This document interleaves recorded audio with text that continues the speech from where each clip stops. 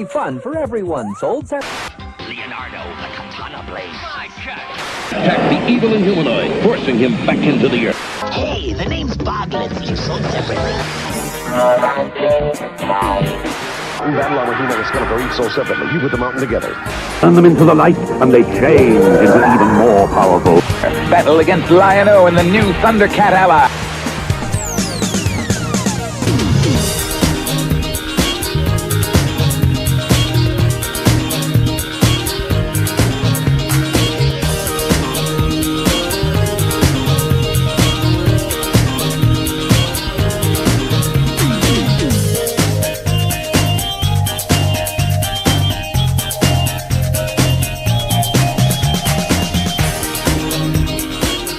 Hey guys, welcome back to That New Toy Smell, episode 4 of 2020. And today we're going to be taking a look at Masters of the Universe ReAction Part 2. And Part 1 was edited by Gamer here, but Part 2 I edited myself. Now Part 1, we thought we'd cut it in half, so that you would do the first half and I would do the second half. But your first half came out to a little over 5 minutes.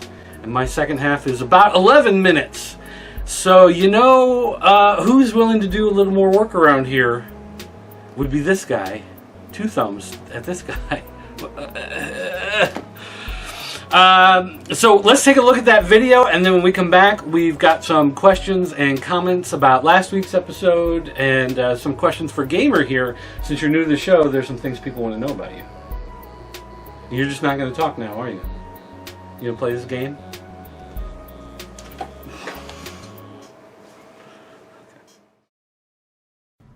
Jumping to 2018, Wave 4 was revealed at New York Toy Fair, featuring Orko, Scareglow, Faker, Ram Man, Mechanic, Evil Lyn, and were pictured in promotional material along with battle-damaged Battle Armor He-Man and Skeletor.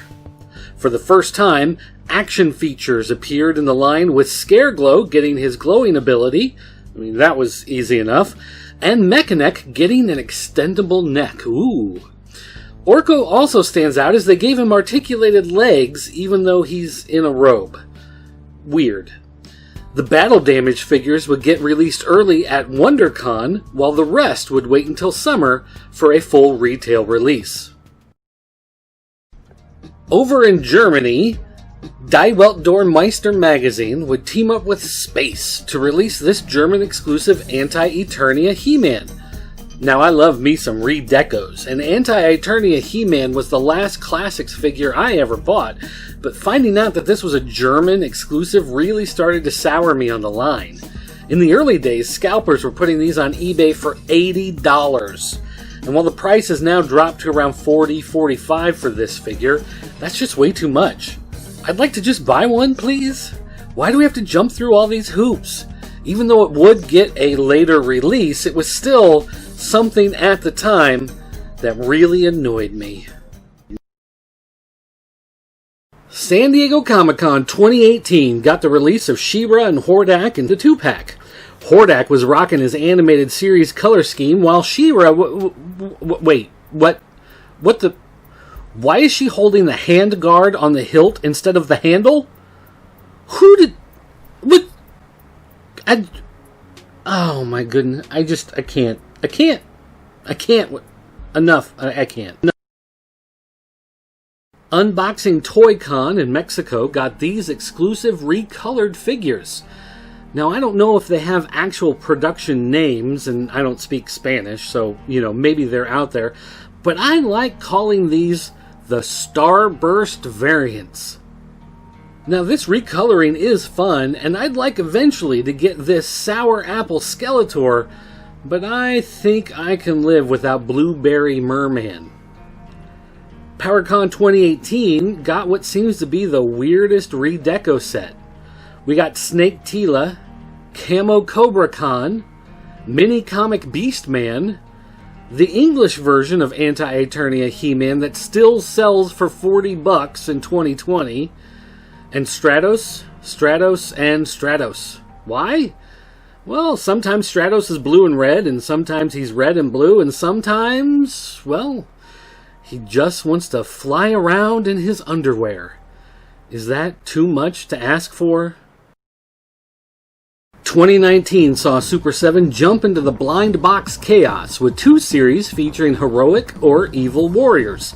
I refuse to buy blind box or blind bagged anything anymore. But luckily, my favorite toy store down in St. Louis, Saga Toys, plug, opened cases of these and sold them at regular retail price, but exposed so you knew exactly what you were getting. My He-Man, Man-at-Arms with mustache, Skeletor, Merman, and Trapjaw all came from this store and their decision not to keep them blind boxed. And I'm glad they did, because I might have never given the line a second look if they hadn't. It's one thing to see them in the package, but it's another thing to see them open and out and available to be picked up and moved and played with and pick out exactly the one you want. And to me, that made all the difference. Once I actually saw them and could play with them, then I started to get more interested in this line. And it really made me start to collect them. And it made me go back and probably spend more money than I probably should have picking up some of the others. So, thanks, Saga Toys. Super 7 decided to call this next wave release the Variable Variant series, which consisted of redecoed versions of previously released figures, all based on appearances in various pieces of Masters of the Universe lore. Plus, they showed Stinkor in the promo materials, but he wasn't actually in this release. They just wanted to tease you, to tempt you, with Stinkor? Anyway, Hordak had his original action figure black colors. Merman was in his animated scheme, as sold previously with the overpriced carrying case. Man-at-Arms is supposed to be in his Masters of the Universe movie suit colors, even though he's not actually in the movie suit. Ran-Man is in his mini comics colors, and Teela, well, people call her Shiva Teela because her colors invoke the Hindu goddess of Shiva, but she seems to be based off this custom figure of a Faker-esque Teela named Falsa, made by Metal Logan. There was also a Slime Pit version of He-Man released, though it was on a completely original card, and Super 7 treats it as though it's not actually part of this series, even though it was released at the same time. And finally, Wave 5 came along with a She-Ra-inspired selection of Horde characters, featuring Mantenna, Grizzlor, Shadow Weaver, and 2 versions of Modulok, each with a different head, as seen in the original Build Your Own assortment. Now, this wave didn't get as much attention, probably due to the terrible feedback of the new She-Ra animated series that it deserves, but Modulok is still one of my favorite characters. I just wish they had found a way to mix and match some of the pieces on him, or even make the head a swappable piece and include both in one package. It just seems like it could have been easy enough with a character like Modulok to have some sort of piece, maybe arms or legs or something that you could snap off or snap on or pull off or pull on or somehow swap and trade. I mean, that was the gimmick of the figure. And I know action features are not a huge part of this line, but it just seems like the type of thing they should have figured out how to do with this. Maybe it would have gotten this wave a lot more of attention. And for the right reasons this time. 2019 also saw Super 7 acknowledge the color differences from India with the Leo Toys wave. Skeletor, Faker, and Beastman from this line have all been much sought after collector's pieces for years, so the addition of these colors was something fans responded to very positively. Along with these, Super 7 also released another Beastman with the weapons pack. This Beastman sports the colors of the classic weapons pack armor. Oh, and it was at this time that they finally released Stinkor. And no, he didn't stink. He actually came scented with that new toy smell.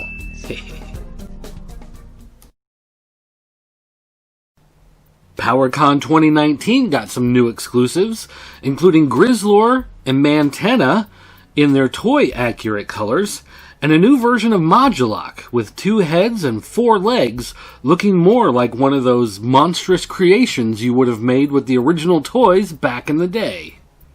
This paved the way for New York Comic Con to bring out their own version of Grizzlor, a dark version, plus a new version of Modulok based off the Top Toys colors from Argentina, and then finally another version of the 2-headed 4-legged Modulok, but this one with the cartoon accurate colors.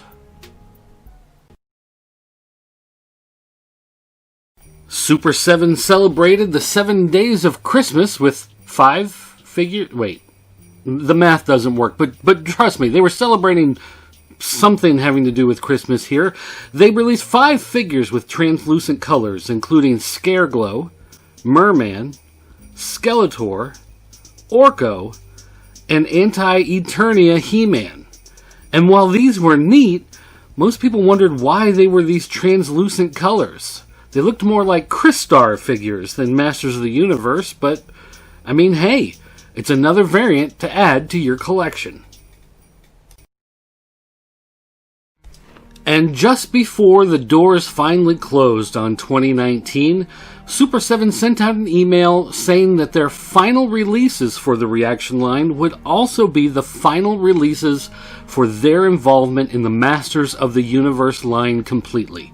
And those would be these packs featuring He-Man and Battlecat, and Skeletor and Panther. Battlecat came armored, and Panther came fully flocked. And in case you were wondering how the figures were actually going to sit on top of these animals, well, they didn't. There were holes cut inside the cats, allowing the legs to fit down inside, because that's the only way you're going to get them to work with these ReAction figures.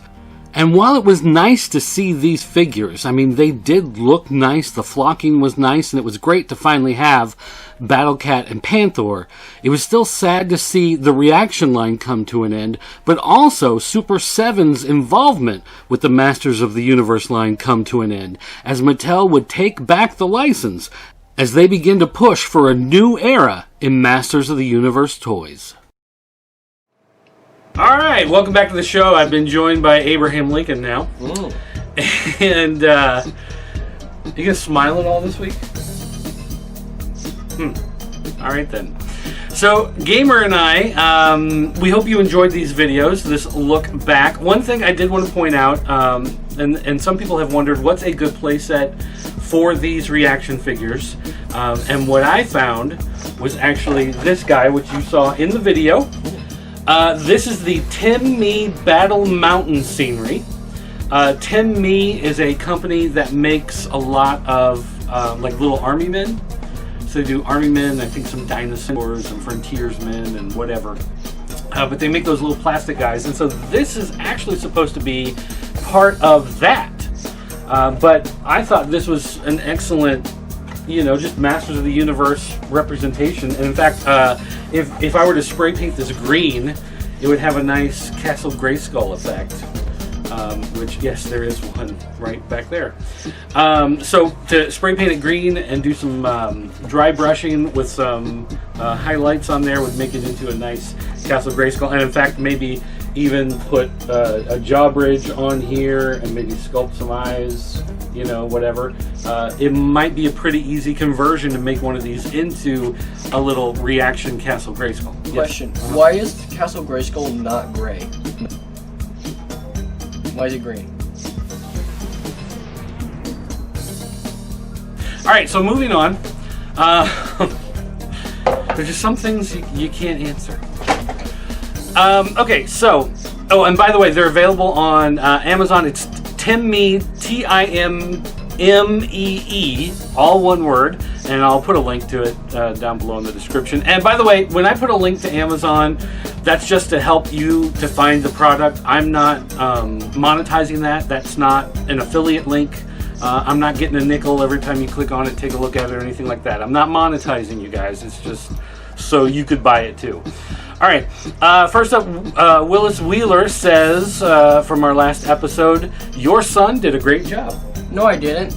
So he's calling you a liar, Willis.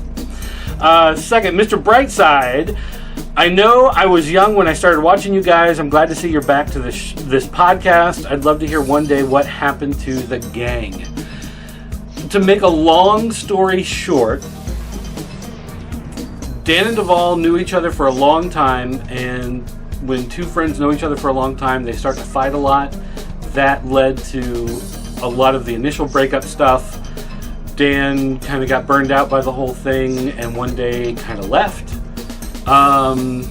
And everything sort of fell apart as people got married and had kids and all of that kind of stuff. So the more people built their families, the less time they had to do videos, and that's basically what a lot of it came down to.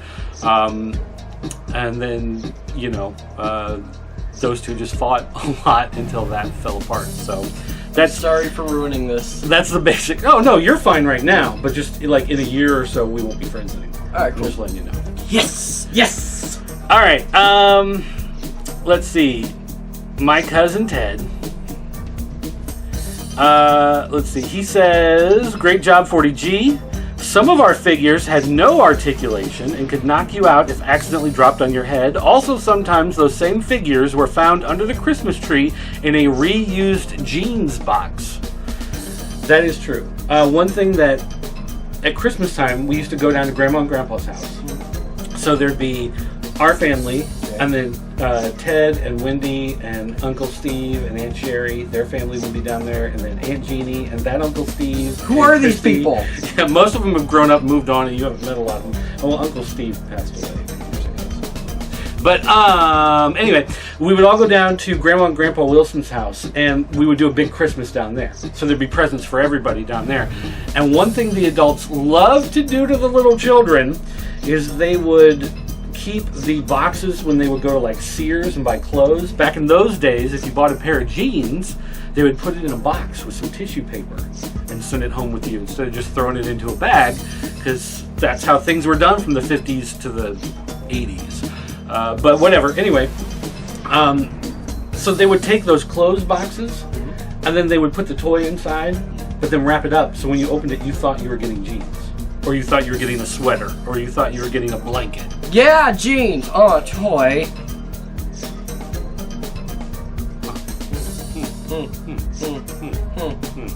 I just noticed you're out of focus and I'm in focus, so it stinks to be you. There you go, now you're kind of in focus. Just there you go. We can do the show like this. Now you've broken the camera. Okay, good job. And there's Libby coming in the door. Why are you coming in the door now? Okay, quick edit, and we are back. And Writer Origin says, "I love these figures, man, and I think it's because of their collectible size. I was never a fan of the 3 3/4 inch scale, but these changed my mind. I have a nice small collection of the vintage and classics figures, but these just really call out to me. I can store all of mine in a compact pencil case too. Something that can't be said about the other lines. Still looking forward to the Origins line. But your son did a good job, by the way. Hate to say it, but you're kind of right about having us in the palm of your hands when it comes to Masters of the Universe." Which is why we chose it. No, I know there's just a whole lot of Masters of the Universe fans out there. And one of the reasons why I did the worst Masters of the Universe figures video is because I knew it would get feedback, and I knew it would get people talking, and it would get, you know, attention, and people, going like, "Oh my gosh, what are they? Who's saying the worst? Let's," and once you do that and it gets people in and talking and involved, then they tend to stick around. So, but one of the videos we will be doing soon are the best characters.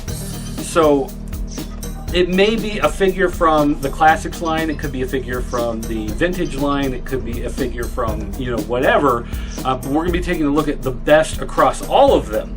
So that's something that you guys can submit feedback on. We're going to be putting a post up in the official Pop Culture Network group on Facebook, so if you want to join that group, it's tinyurl.com/PCN group, just like the link says here on the screen that I'm putting in right. Whoa, it's there. Yeah, it's amazing, isn't it? We'll also have a link in the description down below. Now, what? Can we get the terrorist figure to number 1? Come on. Blast Attack will not be number 1. But I bet if I opened it up to a full vote, it would be probably the classics He-Man would be is like the number one. Well, yeah, but I'm younger and also cooler, so if I say, hey, let's give this a number one, it will. Well, what I'm going to do is I'm going to put a poll up there for feedback that will be taken into consideration, but it won't just be based on the poll. So the poll will have some weight, but my own opinion will have some weight. I'll let you have a little bit of input too. You can look at some and be like, oh, that guy looks cool, that guy looks dumb, you know, that type of stuff, and we'll go from there. I have a very strict rating system, cool and dumb. Makes sense. All right. Anthony, whose last name I am totally going to butcher. Sabulars? Sabularsi? That's a good bad guy name. He says the video was good. Do a Rotar versus Beyblade battle. Beyblade. I'd have to get a Rotar. I don't own a Rotar though. That's the thing. We do. Do we still have Beyblades? Last time I saw them, you shoved them in a closet drawer. So. I think those are Draco Spins, which are the same difference, but No, they're Beyblades. they're Beyblades. All right. Well, we had the big green one that's like this tall. That's supposed to be like a tornado. Did you not watch the Beyblade anime? I never watched the anime. I only played with the toys while you were playing with the toys. All right, Stephen Brick AFOL. I'm into this line from afar. Never bought any because I'm so deeply invested in the Classics line and 5.5-inch Super 7 line, etc. But hey, to each their own. People enjoying the scale might enjoy them more than I would in my book. But the more different Master of the Universe lines out there, the better. Well, yeah, I give you the fact that Prince Adam wasn't the best at hiding his true identity. This was a fun video. Thanks. You're welcome. But that's another thing that's great to point out is that there are so many different Masters of the Universe lines. I like the ReAction line because I like 3 3/4-inch figures. I also like the 5.5-inch figures. Now, the Origins ones, part of the reason why I like the ReActions is they're cheaper. Cheap is a nice bonus for me. I think it's the Origins, right? The Origins are the highly articulated 5.5. Those. Oh, I thought I had that on silent, and I did not. I apologize for that. But here's the thing. I like the look of some of those figures, but I just can't justify paying $30 to $35 for a single figure. Like, it's really hard to make that justification. It's only like 5 inches tall, right? Figure? 5.5. Like you know the like these guys, like these. Yeah. Wrestling. Yeah. Yeah. Those ones, they're going to do these highly articulated ones that have replaceable hands and replaceable feet and different stuff that you can pop on and off. And their joints are made so they can move in all different directions. Okay. And they're going to be like $30 or $35, something like that. At least, well, I think so. At least that was the plan. Did the price come down? I don't know. But that's part of the thing. That's one reason why I never got into Classics, and I never liked Classics, was because they were so expensive. I wanted a cheaper line of figures. Like the collectible lines are nice if you're just buying one or two, but I saw so many people who wanted to support the entire line, people who were huge fans of the line, basically go into debt, maxing out credit cards, always subscribing to the line every year. You have to get in that subscription before the deadline so you get every figure, and they're paying hundreds of dollars every year, and they just couldn't afford it, but they were desperately trying to figure out how, because the figures were so expensive. I would cherry pick some of the good ones, and I might hunt some other ones down, but for the most part, I just wouldn't pay that much. I bought a handful of them, especially when they went to Big Lots and they were like $10. It's like, oh, well, yeah, definitely I'll buy them for $10. But $30, there were only a few I was willing to pay full price on. Like 4 or 5 that I bought. One of them being the Spirit of Hordak, which I turned around and sold at regular face value to a viewer of this show several years ago. So, and bit of life advice. Node's third Fire TV stick. Okay, thank you. Bit of advice: if you have to go into debt to buy action figures, you should probably not do that, because that money would be better spent elsewhere, like food. No. We are talking about toys. Well, Can you eat I mean, toys are a very important part of life. I mean, that's just how it is. Can you eat them though? Well, you can. Oh, great! I mean, I wouldn't recommend it, but it's possible.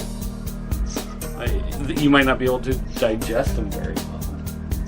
You won't get much nutrition out of them. I mean, to be fair, you can eat anything if you deep fry it enough. All right, Gundam Warrior 1 says, novelty items, nothing more. I bought them for the card art. For me, more Masters of the Universe, the better, except the DreamWorks fake She-Ra. So if it spreads more interest in the property, it's for the greater good. And again, that goes back to the idea, yeah, there's more, like, hit every demographic, why not? You know, give a product for everybody, if it doesn't bankrupt the company and, you know, destroy the entire line.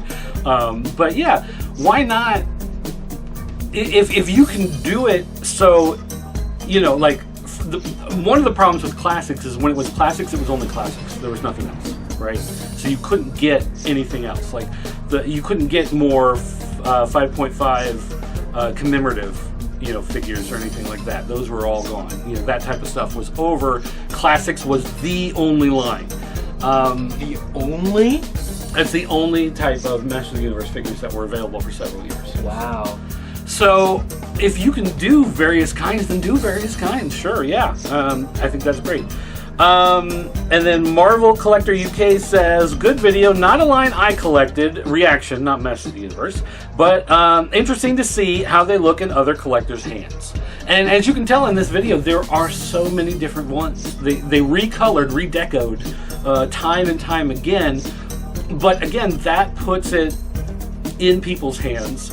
They did, you know, versions based on the way the figures looked in Argentina and in Mexico, and you know, special edition like fan-made versions and stuff. They did all sorts of different weird color schemes and things like that. So it is neat. Like, if you you're not going to be able to afford you know, buying a version from India, a faker. You know, with the dark eyes, but you can afford to buy one of these ReAction figures. It may not be the same as owning that original, but still like, oh cool, I always wanted this guy, and it's, you know, just this neat little collectible version of him, and there you go. And nowadays, recoloring action figures is seen as a cash grab and money hungry, because it kind of is. I mean, it is in some. It depends on how much you let that take over. Now, towards the end, Super 7 really pumped out a lot of recolored ones, but they knew the line was coming to an end. And so instead of investing in a lot more sculpts that they weren't going to be able to do anything with, they did a lot of recoloring to get those collector's versions out there. So they did do a fair amount of that, but they had a reason for it, you know. But yeah, that happens, but sometimes you get a really cool redeco like Disco Skeletor, and if it wasn't for Disco Skeletor, there'd be a lot less joy in this world. Alright, gamer. On the Facebook group, some people had some questions for you. Oh. One of the questions was, yeah, what's your favorite toy of all time? Skylanders, because they also go to a video game. Wait. I would probably say the Marvel and Star Wars like Build-A-Figure, where you get the head, the torso, the arms, and the legs, and a bunch of like capes and weapons for them to have, and you can just mix and match anything. What are they called? Mashups or? Yeah, I think they're mashups or mix and matches. Yeah, I forgot you had a whole bunch of those when you were little. We put them in a bucket. That's right. And when they started showing up at Five Below, we got a whole lot more. Yeah. I forgot about that. Okay, so here's one of the other questions was, do you remember what the first toy was you bought with your own money? No. Can you remember your favorite toy you bought with your own money? No. I do think one of the first things that you bought with your own money was a Build-A-Bear. And that was something, like, we used to go out there when it was your birthday. Yep. You'd be able to make one on your birthday. But then I think there was like a Pokemon one or something. Yeah, it was the Pokemon Piplup. It's a blue penguin. Okay. That spews water everywhere. And so does the Build-A-Bear spew water? Only if you fill it with it. I see. But I remember you had money. Yep. You really wanted to get that. And you were sad we found out too late to get Pikachu. No, it was the Turtwig. dirt wig? Turtwig. What's It's a turtle that has a wig of grass. Oh, that's the one you really wanted? Yes, it's cute! And then Grottle is cool, and then Torterra is the coolest. He doesn't know what I'm talking about. Okay, fair enough. Someone other does. But I remember one of the big things that you bought with your own money, which was like a big expensive thing, was that Nerf modulus gun. Oh. It was like this giant Nerf rifle, and it had like 20 different attachment pieces you could put on it, and you can take it apart and put it back together in different ways and stuff. I remember you were really excited to get that. And there's also the character Mega Man. He has an arm blaster, and they always had one on sale at GameStop for like $80. It was up there for 2 years. They're finally like, they're shutting down the stores. Everything's on sale. We go to get it. They're sold out. But they have another one that's Mega Man Zero, and this one's a red and white because it's his super form when he's super powerful. And so I went ahead and got that one. So at least you were able to get one, even though it wasn't the one you were really hoping for. Okay, and then if you could get any collectible from all time, if there was one thing you wish you could have. What I really want is there's this Sonic statue. I don't remember where I saw it, but it was based off Mushroom Hill Zone from Sonic 3 and Knuckles. It's either Sonic and Knuckles or Sonic 3, I can't remember. But basically, Sonic is flying with tails overhead. There's a robot. One of the variants is that the entire place is on fire because it goes up in flames at one point. So it's like a diorama? Yeah, but it's really cool, and I want it. How much is it? I remember it being like $580. Oh, okay. And then it went on sale, and I don't remember seeing it since. It went on sale for super cheap, but it was still like $100. But still way more than you could afford. Yeah. Still way more than I can afford. Yeah. All right, so there you go. That's going to do it. Don't forget, keep an eye on the Pop Culture Network group on Facebook. We'll have a poll up about Masters of the Universe figures.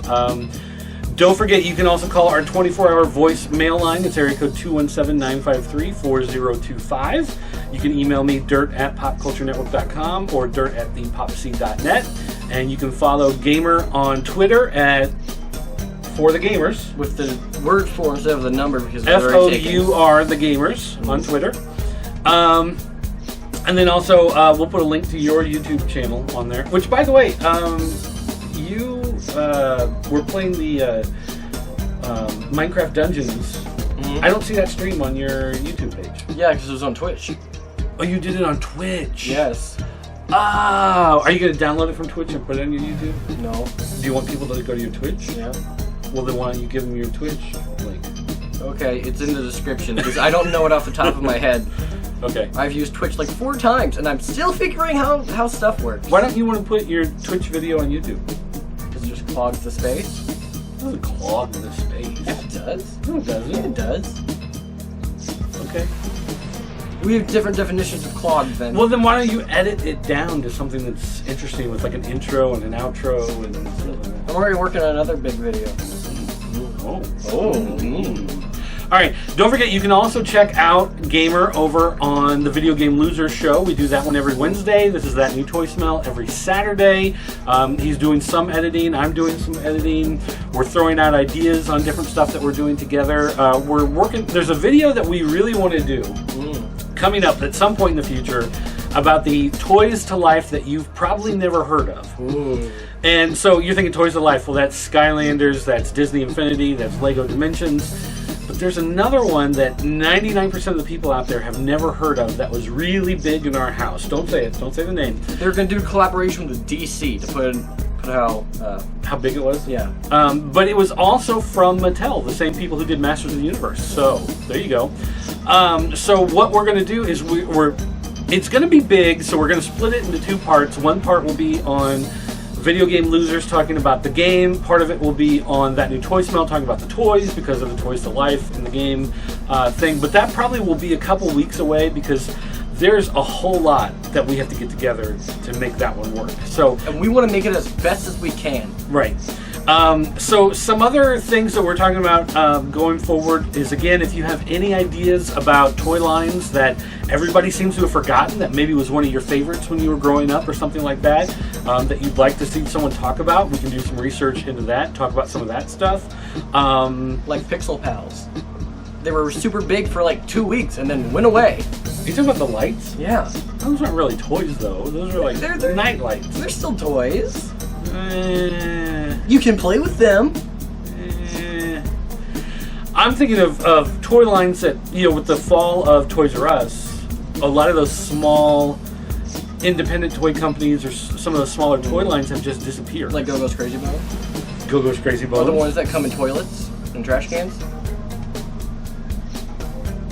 Oh, what were those things? I don't know. A trash pack. The trash pack. Was it? Yeah. Okay. The trash pack. They were like little, almost like Garbage Pail Kids as figurines. But they were squishy. So there was a lot of stuff like that. But some of those toy lines have just dried up and disappeared, maybe never to be seen again. So I'm just kind of wondering what's out there that you guys remember that you wish would get some more attention, that we can take a look at, that would be interesting to do a video on. So leave some ideas like that in the comments below. Send me an email, send them a message on Twitter, however you want to do that. If you've got any ideas on stuff like that. Yeah, so anything else you want to add before we go? Anything else you want to plug? Anything you want to... I have to use the bathroom.